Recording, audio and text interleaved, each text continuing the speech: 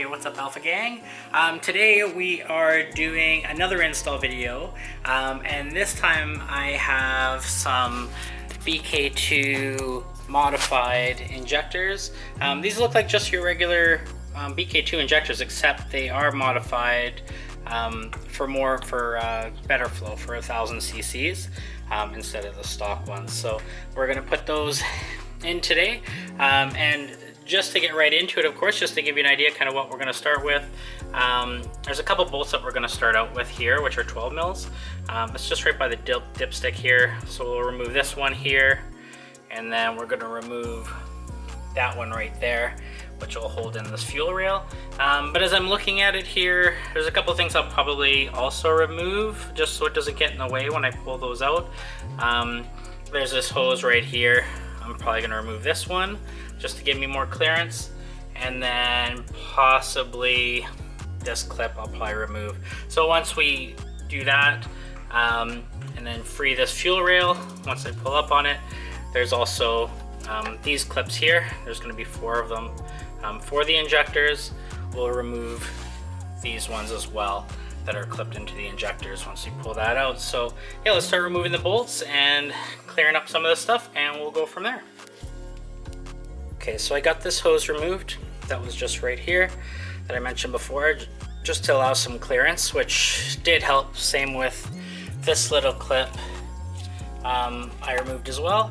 And then you just give it a tug. If I can get a better picture here, just give it a tug on the fuel rail on both sides and on the end, and then it just pops off. And with these clips, because these are a pain, these are the clips that I was talking about to each injector. If you're trying to reach in there to grab them, they're pretty tight to get out. They're just these little ones here that on the, here I'll show you on the other side. On the other side, they're just like push clips that go in, but I found something that was a little bit easier instead of just trying to muscle them out, is that I just use like needle nose pliers, and if you just go deep enough down and you use a little bit of pressure, they just pop out. Makes it a lot easier than trying to muscle with your fingers.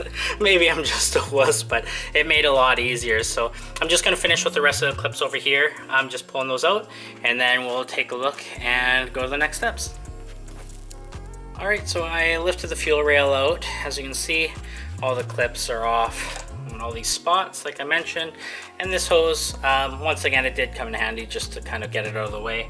And then yeah, I popped the fuel rail out, and it's just to the side. It's still attached right here, as you can tell. You don't have to remove that. But now all the injectors are exposed, so the only thing holding them in right now are just these little clips here. So they're held in by just on the sides here. You can see right there, and then on here. So even if you take the same needle nose pliers that I was using before and just pull up on the side just to get them loose and not damage the clips, then they'll just pop out, and then we'll pull the injectors out.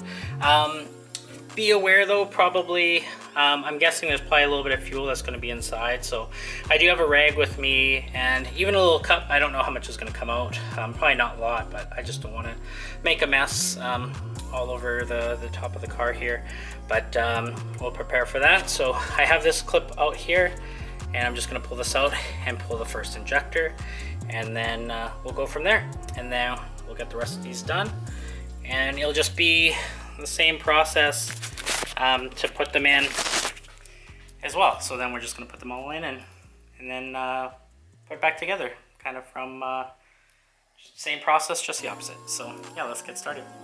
And just as expected, when I pulled the first one, it was a little bit tight, so you just have to kind of just yank on it a little bit harder. But yeah, I could feel a little bit of gas coming out just on my cloth, but I wasn't sure how much was going to come out, so I just had like this isn't ideal obviously, but I had a solo cup that I just quickly grabbed just to catch anything that would possibly drip through my rag here. But yeah, let's go get the rest of these injectors, and then we'll put in these bad boys.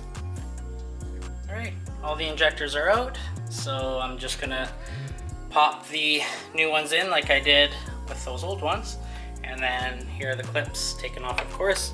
So we'll just make sure these go up back in the same orientation, and yeah, we'll start putting things back together. Also, just a little tip, if you're, just to make sure your injectors are secure, if you look underneath your fuel rail, once you put, say, your first clip in, because you'll hear a click, and they, let's see if I can flip this camera here, they won't move like this. Because if you do, I don't have a clip in here, but for example, if you don't clip it in properly, it's going to be able to move a little bit, even though you'll have that little tab there. You don't want it to move around like that. You want it to be secure. When you have the clip in, you'll see these little grooves on the injector. Make sure that clip is holding those in there. So just a little tip when you're putting them back in, to make sure they're secure and they won't move on you when you put them back in. The injector's in, and then I'm just gonna once again rotate it, and they're gonna go back into the little injector holes down there, if you can kind of see them throughout. Yeah, and then I'll just clip these harnesses back in and put my hose back, and then the other clip, and that should be it. All right, everything's back together. Attach this hose again, and of course attach this clip, and all these clips are plugged back in. Everything's nice and secure again, and then the two bolts here that I took out originally. And then now what we're gonna do, just to make sure everything is working as it should, we are just gonna start the car and make sure we don't have any leaks or anything like that, and then that should be it. Take this last part of the video out here because my car is really loud from a cold start, but no leaks.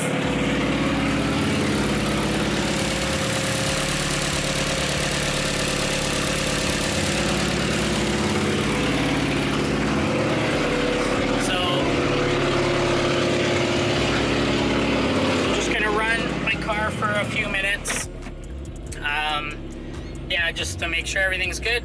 And yeah, I do have, however, not my stock tune on here. When I talked to AlphaSpeed, I knew I was getting the 1000cc injectors done, so I ended up getting a base map already. So I ended up getting my laptop out. Of course, being that I'm a dealer for AlphaSpeed kind of helps. But yeah, as you can see, I have my laptop out already. I already put on a base map. AFRs look okay, just in idle, but I think a little bit afterwards I might just take it for a lap around the block, or down the street, see how it feels, and then yeah, and then book some dyno time. I still got to do a fuel pump. I'm going to do the DW300 fuel pump next, and then a fuel pump relay kit, just so I can get that constant voltage to the fuel pump for tuning.